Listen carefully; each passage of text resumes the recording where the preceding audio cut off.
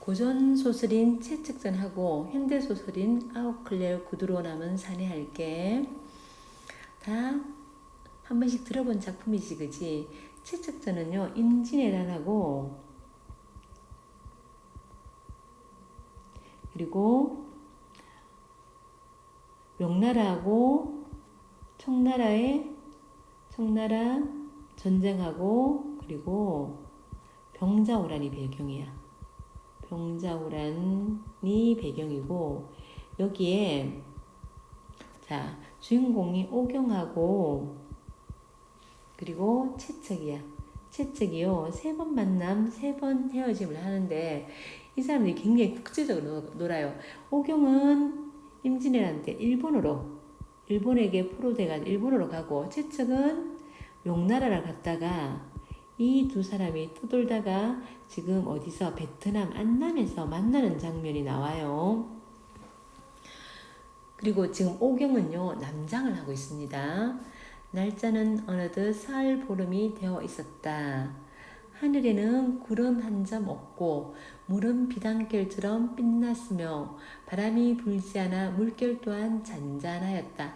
아주 조용한 날이야. 그래야지 옆배의 피리 소리를 듣고 실을 엎는 소리를 들을 수 있는 거야. 파도 치고 이러면 못 듣겠지, 그지?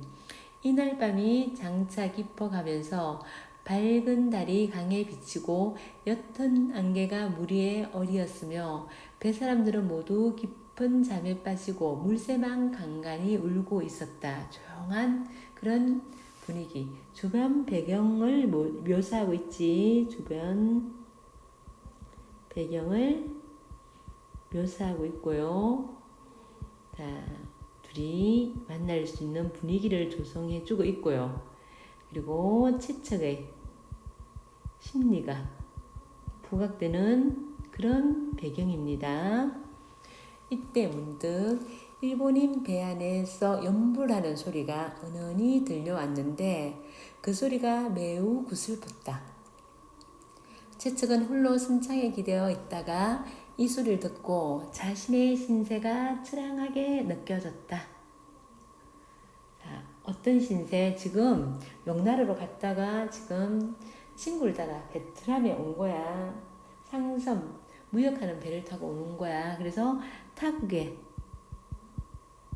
떠도는 처지를 한탄하는 거야. 지금 채측은요, 임진왜란 때 자기 식구들이 다 죽은 줄 알고, 그래서 식구도 없는 고향에서 살기 싫어가지고 명나라 장수를 따라서 명나라에 왔다가 지금 베트남에 온 거야. 그래서 즉시 채측의 행장에서 피리를 꺼내 몇 곡을 불었어 가슴 속에 맺힌 해안을 풀었다. 때마침 바다와 하늘은 고요하고 구름과 안개가 그치니 애절한 가락과 그윽한 흐느낌이 피리 소리에 뒤섞여 맑게 퍼져나갔다. 이 피리 소리를 듣고 나중에 오경이 옆에 일본 배에 있었거든. 둘이 만납니다. 이 피리 소리는 채척의 심리를 부각시키고 그리고 오경과의 재회의 계기가 됩니다. 재회의 계기가 된다. 이에 수많은 배사람이 놀라 잠에서 깨어났으며 그들은 처연하게 앉아 피리 소리에 조용히 귀를 기울였다. 격분해서 머리가 고춘선 사람도 피리 소리에 분을 가라앉힐 정도였다. 잠시 후에 일본인 배 안에서 조선말로 칠원절구를 엎었다. 이 소리를 듣고요. 일본인 배 안에서요. 조선말로. 일본인 배 안인데 조선말 하는 사람이 있는 거야. 칠원절구 시를 엎는 거야. 왕자진의 피리 소리에 달마저 떨어지려 하는데 바다처럼 푸른 하늘에 이슬만 서늘하구나. 이거 오경이요. 과거 오경이 지은 시야.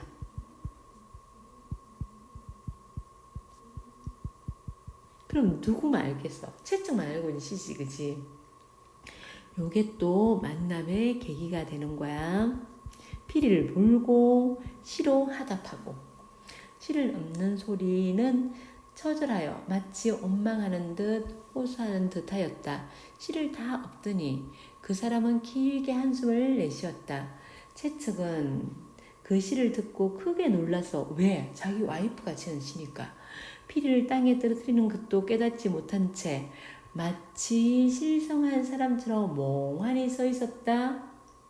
자, 아내가 일본 배에 있을 가능성이 있는 거야.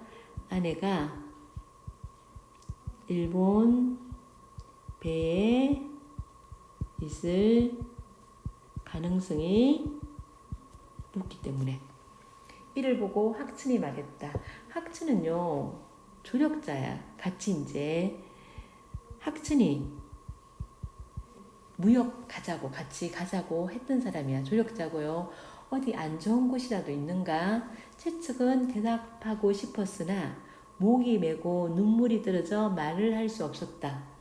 아내에 대한 그리움. 저기 아내가 있는 것 같은 거야. 시간이 조금 흐른 뒤에 채측은 기운을 차려 말했다. 조금 전에 저 배 안에서 들려왔던 식구는 바로 내 아내가 손수 지은 것이라네. 다른 사람은 평생 저 시를 들어도 절대 알아내지 못할 것일세. 게다가 시를 읊는 소리마저 내 아내의 목소리와 너무 비슷해. 절로 마음이 슬퍼진 것이라네. 어떻게 내 아내가 여기까지 와서 저 배 안에 있을 수 있겠는가? 못 믿겠다는 거야. 분명히 아내의 목소리긴 한데 그럴 리가 없는데 이런 생각을 하고 있는 거야. 이어서 온 가족이 포로로 잡혀간 일을 말하자 배 안에서 있던 사람들 가운데 비탄에 젖지 않는 사람이 없었다. 자, 채측의 사연에 모두 공감을 하는 거야. 채측의 사연에 모두 공감을 하고요. 그 가운데 두홍이라는 사람이 있었는데 두홍이라는 사람 보자. 젊고 용맹한 장정이었다. 그는 채측의 말을 듣더니 얼굴에 의기를 띠고 주먹으로 노를 치면서 분연히 일어나며 말했다. 금방 가자 그러는 거야. 이 두홍은요 성격이 굉장히 급해요. 용감하고 성격이 급한 사람인 거야. 내가 가서 알아보고 오겠소. 급하지 그지? 그러니까 학천이 저지하며 자 학천은요 굉장히 신중한 사람이야. 지금 밤 깊은 시간이잖아. 깊은 밤에 시끄럽게 굴면 많은 사람이 동요할까 두렵네. 내일 아침에 조용히 물어봐도 늦지 않을 것일세 하면서 굉장히 신중하고 침착하지 그지? 침착함. 주위 사람들이 모두 말했다. 그럽시다. 채측은 안전제로 아침이 되기를 기다렸다. 잠도 이제 못 자는 거야. 기대감. 설마? 이런 마음이 있는 거야.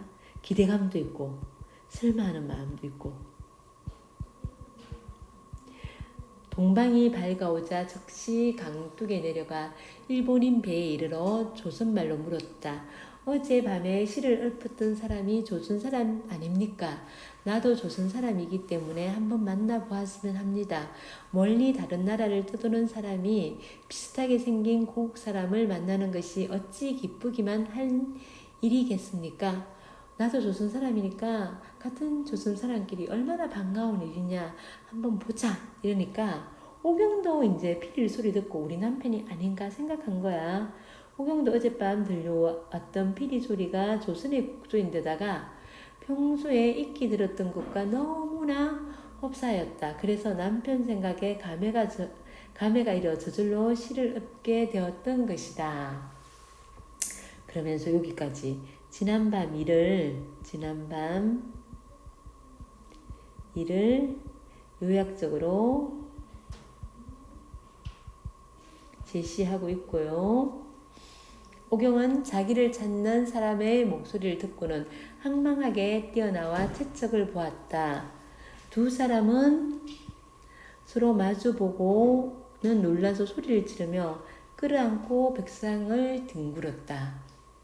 목이 메고 기가 막혀 마음을 안정할 수가 없었으며 말도 할 수 없었다. 눈에서 눈물이 닿자 피가 흘러내려 서로를 볼 수 없을 지경이었다. 극적인 재해 장면이지. 극적인 재해 장면이고 피가 흘러내렸어. 이거는 좀 가상법이다, 그치? 이 극적인 재해 장면을 행동을 통해서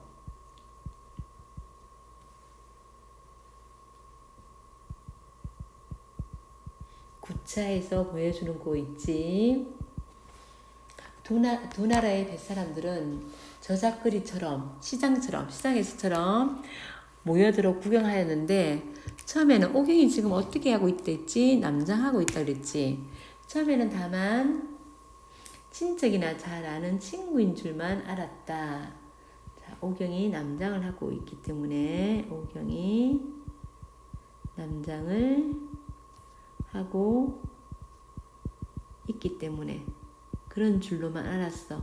뒤에 그들이 부부 사이라는 것을 알고 사람마다 서로 돌아보며 소리쳐 말했다. 이상하고 기이한 일이로다. 이것은 하늘의 뜻이요 사람이 이룰 수 있는 일이 아니로다. 천우신조라는 거지. 하늘이 도왔다. 천우신조고 이거 우연성을 기반으로 하고 있지. 이렇게 만날 수 있는 확률이 몇 번은 되겠니? 우연적인 요소가 되게 많아요. 이런 일은 옛날에도 들어보지 못하였다. 채척은 오경에게 그간의 소식을 물으며 말했다. 산속에서 붙들려 강가에 끌려갔다는데 그때 아버님과 장모님은 어떻게 되어서? 여기 아무도 안 죽어요. 그리고 나중에 다 만나요. 오경이 말했다. 날이 어두워진 뒤에 배에 오른 데다 정신이 없어 서로 잃어버리게 되었으니 제가 두 분의 안위를 어떻게 알겠습니까? 오경도 지금은요. 자기 부모님들, 식구들 어떻게 되는지 몰라요. 두 사람은 손을 붙들고 통곡하자 옆에서 지켜보던 사람들도 슬퍼하며 눈물을 닦지 않는 이가 없었다. 전쟁의 비극성을 강조하고 있어요. 전쟁의 비극성을 강조하고 있고요. 학천은 도누를 만나. 도누가 누구냐면 이 오경의 조력자야. 일본 사람이야. 일본인이고 백금 세덩이를 주고 오경을 사서 데려오려고 하였다. 도누 밑에서 오경이 있었거든. 그래서 값을 지불하고 오경을 데리고 오려고 한 거야. 그러자 도누가 얼굴을 붉히며 말했다. 도누 일본 사람이지만 되게 좋은 사람이야. 반로할게. 내가 이 사람을 얻은 지 이제 4년이 되었는데 지금 임진왜란 있고 4년이 지난 거야. 그에 단정하고 이 사람이 누구야? 오경이야. 오경이고 그에 단정하고 고운 마음씨를 사랑하여 친자식처럼 생각해 왔습니다. 그래서 침식을 함께하는 등 잠시도 떨어진 적이 없었으나 도누도요 오경을 갖다가 남자인 줄 알고 있었어요. 계속 남자인 줄 알고 있었어. 지금까지 그가 아낙네인 걸 몰랐다잖아. 아낙네인 것을 몰랐습니다. 오늘 이런 일을 직접 겪어보니 이는 천지신명도 오히려 감동할 일입니다. 내가 비록 어리석고 무디기는 하지만 진실로 목석은 아닙니다. 그런데 차마 어떻게 그를 팔아서 먹고 살 수 있겠습니까? 내가 어떻게 돈 받고 오경을 주겠냐? 도누는 적시 자 여기까지 이렇게 하고 도누의 굉장히 따뜻한 마음씨를 알 수 있겠지. 도누의 따뜻한 마음씨.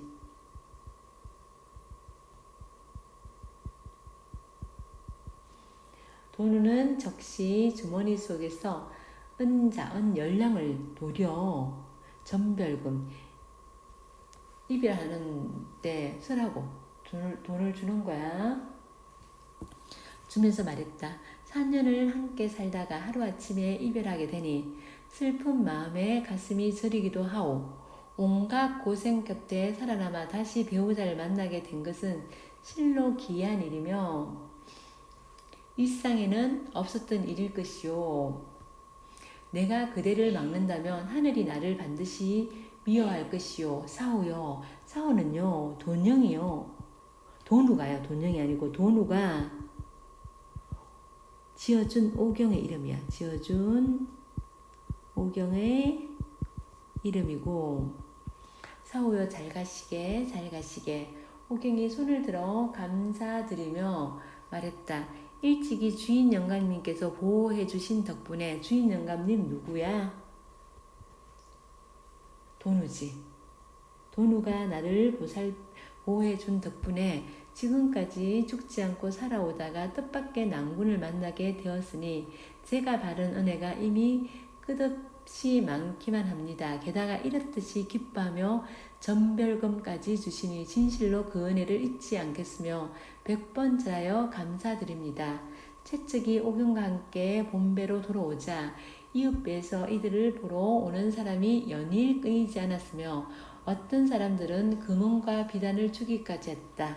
학천 조력자지. 집으로 돌아와 별도로 방 하나를 깨끗이 청소하고 채찍과 오경을 그곳에 살게 하였다.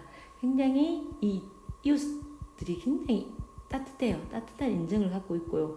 일본 사람도 따뜻하고, 학천 같으면 명나라 사람이거든. 명나라 사람인데도 굉장히 따뜻한 인간성을 지니고 있는 거야. 그래서 이게 전쟁의 비극성과 대조되는 거야.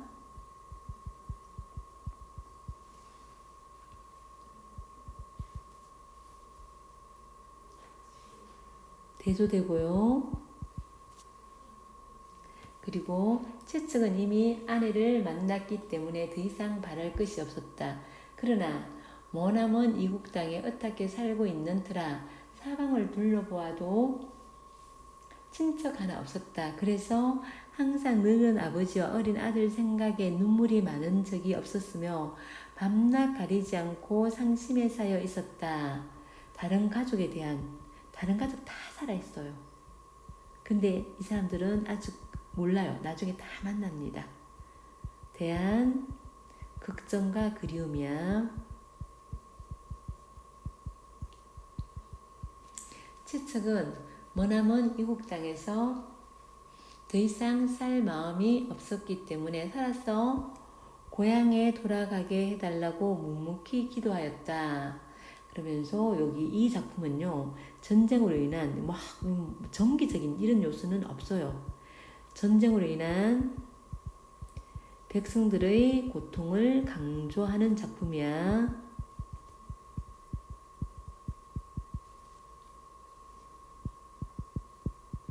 그 다음에 하우플레의 구두로 남은 사내. 이건 1970년대고요. 1인칭 관찰자 시점이에요.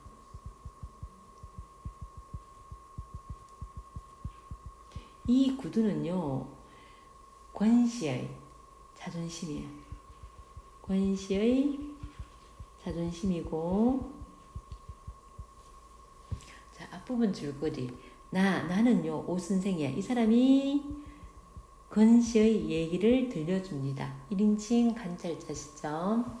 성남의 고급 주택가에 어렵게 집을 마련하고 방 하나를 세놓았는데 이 방에 권씨 가족이 들어와 사는 거야. 나는 그의 초라한 행색과 특이한 버릇은 어떤 버릇이냐면 구두를 손질하는 버릇이야. 구두를 손질하는 버릇 등으로 인해 처음에는 그를 경계하는데 권씨 되게 착한 사람이야. 하지만 그와의 대화를 통해 그의 과거를 알게 되면서 그의 과거 좀 억울하게 된 거지. 돈 탁탁탁 틀어가지고 있잖아. 집을 장만하려고, 주택조합에 집을 장만하려고 넣었는데 그게 잘못된 거야. 그래서 거기에 대해 데모하다가 데모 주동자가 돼가지고 잡혀 들어간 거야. 그래서 직장에서 잘리고요. 정말 좀 안타깝게 된 사람이지. 알게 되면서 점차 그를 이해한다. 한편 이사 올 때부터 임신 중이었던 권씨의 아내가 출산을 위해 수술을 받아야 하는 상황이야. 애가 홀로 있는 거야. 근데 권씨는 돈이 하나도 없어요. 이에 권씨는 나를 찾아와 수술 비용을 자, 나는요, 초등학교 선생이거든. 학교를 찾아온 거야. 수술 비용을 빌려달라고 부탁하는데, 반드시 갚는 조건임을 강조하면서, 마치, 자, 그는 근시고요. 성경책 위에다 오른손을 얹고 말하듯이 엄숙한 표정을 했다. 진짜 진지하고 절박한 태도로 돈 빌릴 땐 돈 나올 때가 아무 데도 없는 거야. 돈을 빌려달라고 합니다. 자, 수술 비용 마련을 위해서 병원에서는요, 사람이 죽게 되었는데도 돈 안 갖고 오면 수술 안 해주겠다고 하는 거야.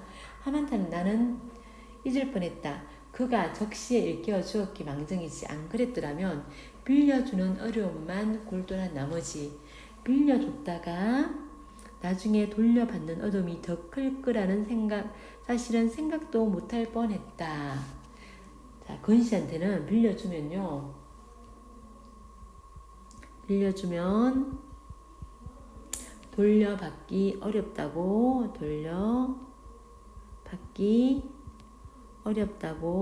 생각하는 거야. 그렇다. 끼니조차 감당 못하는 주제에 맞벌이 아니면 어쩌다 간간히 얻어 걸리는 출판사 사고려 번역일 가지고 어느 해의 빚을 갚을 것인가. 자, 여기는 가난하고 힘겨운 건실 삶이야. 직장에서는 쫓겨나고요. 그리고 막노동도 제대로 못하는 사람이야. 출판사 번역일을 하는데 그 갖고는 벌이가 안 되는 거야. 힘겨운 권시의 삶.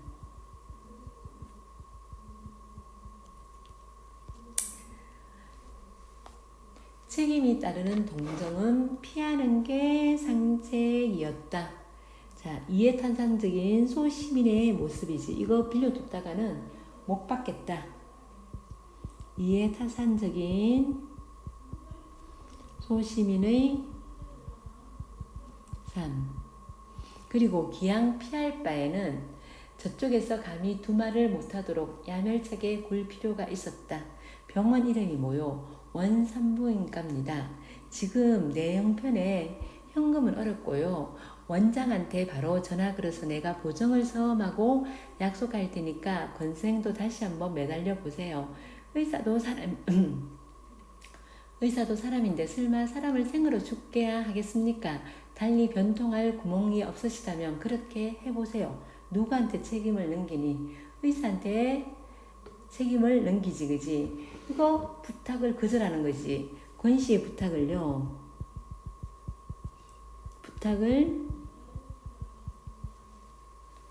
완곡하게 돌렸어. 완곡하게 거절하고 있고요. 내 대답이 지나치게 더디 나올 때 벌써 눈치챈 거야. 눈치챈 모양이었다. 자, 빌려주지 않으려는 걸 알게 된 거야. 빌려주지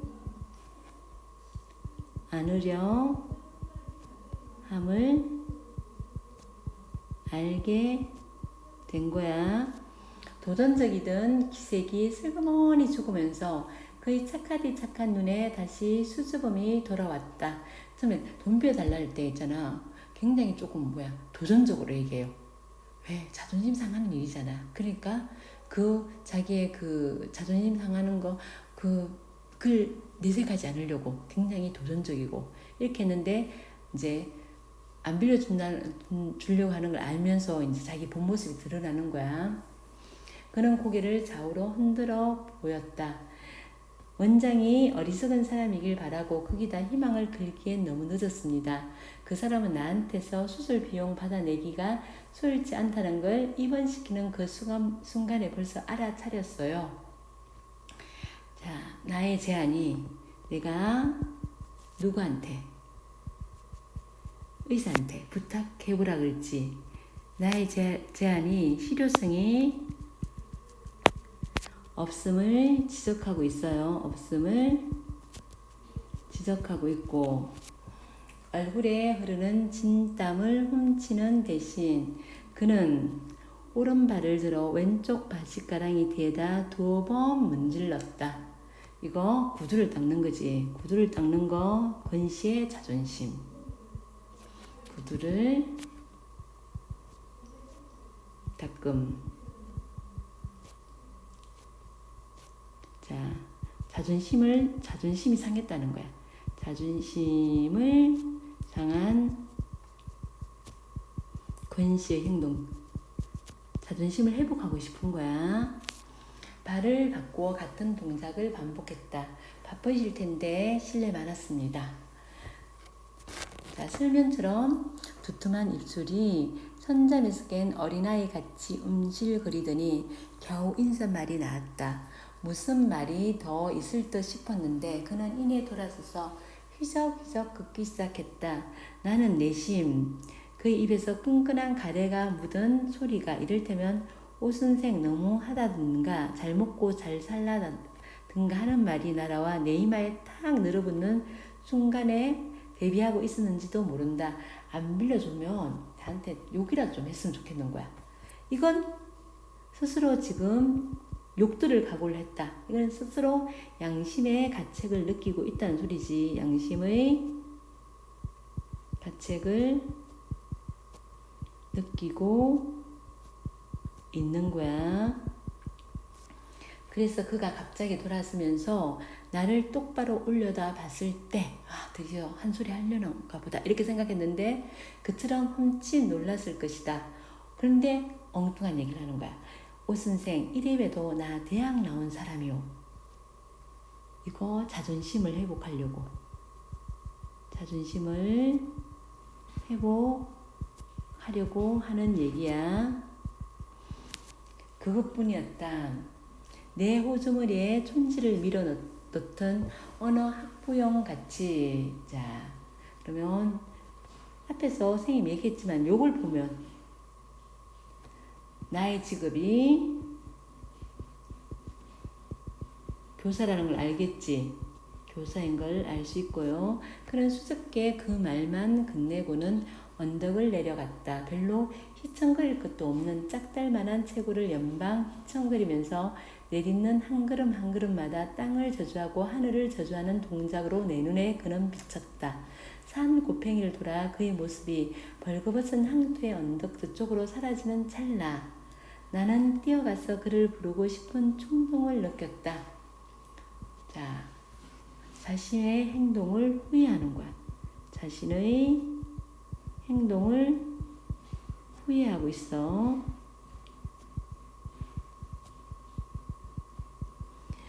돌 팔매질을 하다 말고 뒤집혀진 3륜차로 달려들어 아기아기 참외를 깨물어 먹는 군중을 목격했을 당시의 근시처럼 이건 완전히 나체구나 하는 느낌이 팍 들었다. 자, 나체구나. 근시의 어려움을 외면한 나의 부끄러움이야.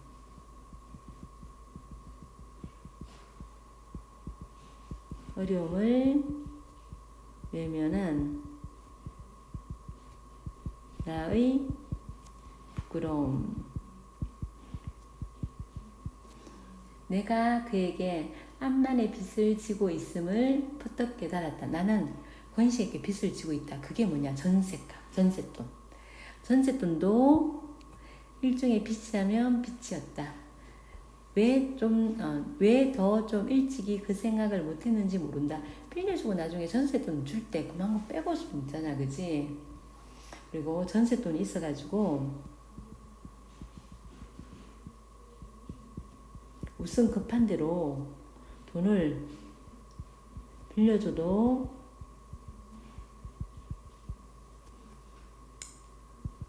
되겠다고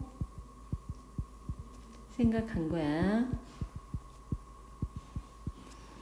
원산문가에서 만달의 수술 준비를 갖추고 보증금이 도착하기만을 기다리고 있었다. 자, 돈 없으면 사람 목숨도 그지? 물질 만능주의 세태인 거야. 물질 만능주의 세태고요. 학교에서 홍구역 다짐으로 후려낸 가불에다 가까운 동료 주무리를 닥치는 대로 간시 마련한 10만원, 일금 10만원. 나는요, 약간 소시민적인 모습도 보이지만 그래도 인정 있는 사람이야. 나의 따뜻한 인정. 어떻게든 돈을 마련해가지고 가져가잖아. 따뜻한 인정. 10만을 건네자 금태의 마비츠 안경을 쓴 원장이 바로 마치사를 부르도록 간호원에게 지시했다. 원장은 내가 건씨하고 아무 척분 친척 관계도 아닌 거 없으며 다만 그의 새빵 주인일 따름인 걸 알고는 회를 쳤다. 중략 부분. 권씨의 아들이 태어난 날의 저녁 나의 집에 복면을 쓴 강도가 들렀는데 이게 누구냐면 권씨야. 수술비를 더 이상 마련할 길이 없는 거야. 나는 그 강도가 권씨라는 사실을 알고 그를 달랜다. 술을 잔뜩 먹고 왔어요. 차마 맨정신에 못 와가지고요. 하지만 권씨는 나의 말과 행동에 오히려 낭패가 권씨가 권씨 자신임을 알아차린 걸 눈치챘어요. 권씨를 안다고 눈치챈 거야. 낭패감을 느끼면서 대문 밖으로 나간다. 이튿날 아침까지 권씨는 귀가해 있지 않았다. 출근하는 길에 병원을 들려보았는데 수술 보증금을 구하러 병원 문 밖에 나선 이후 권씨는 재차 발걸음을 한 흔적이 없는 거야. 그 다음날 띄웠어야겠다, 그지? 그 다음 날도 권씨는 귀가하지 않았고요. 그가 행방불명된 것이 이제 분명해졌다. 그리고 본인은 그게 아니었다 해도 결과적으로 내 방법이 매우 졸렬했음을 이제 확연히 밝혀진 셈이었다. 권씨에 대한 대처가 잘못됐다는 거야. 권씨가 복면 강도로 왔을 때 너무 배려를 해준 거야. 그게 대한 대처가 잘못됨. 복면 위로 드러난 두 눈을 보고 나는 그가 다름 아닌 권씨임을 대뜸 알아차릴 수 있었다. 밝은 아침에 술이 깬 권씨가 전처럼 나를 뜻뜻이 대할 수 있게 하자면 복면의 사내를 끝까지 강도로 대우하는 그 길뿐이라고 판단했어요. 그래서 권씨를 모른 척한 거야. 강도로 온 권씨를 모른 척한 거야. 당신 권씨지 이렇게 안 하고 알지만 모른 척한 거야. 그래서 아무 일도 없었던 듯이 병원에 찾아가서 죽지 않은 아내와 새로 얻은 세 번째 아들을 만날 수 있게 되기를 기대했던 것이다. 현관에서 그의 구두를 확인해 보지 않은 것이 뒤늦게 후회가 되었다. 문간방으로 들어가려는 그를 차갑게 일깨워준 것이 영 마음에 걸렸다. 자, 구두를 확인해 보면요, 권씨의 심리를 짐작해 할 수 있으니까. 권씨의 심리를 짐작할 수 있기 때문에. 그리고 문간방으로 들어간 그를 거기 아닙니다 이렇게 얘기한 거야. 어떤 근거인지는 몰라도 구두의 손질 정도에 따라 그의 운명을 예측할 수 있지 않았을까 하는 생각이 드는 것이다. 구두코가 유리알처럼 반짝반짝 닦여져 있는 한 자존심은 그 이상으로 강발이 올려져 있을 것이며, 그러면 나는 안심해도 좋았던 것이다. 그때 그가 만약 마지막이라는 걸 염두에 두고 있었다면 새끼들이 자는 방으로 가려는 길을 가로막는 그것이 그에게 대체 무엇으로 느껴졌을까? 자, 문간방으로 들어가서 관리를 갖다가 대문은 저쪽입니다 하면서 얘기해 준 거야. 그러니까 집에 들어가려 했던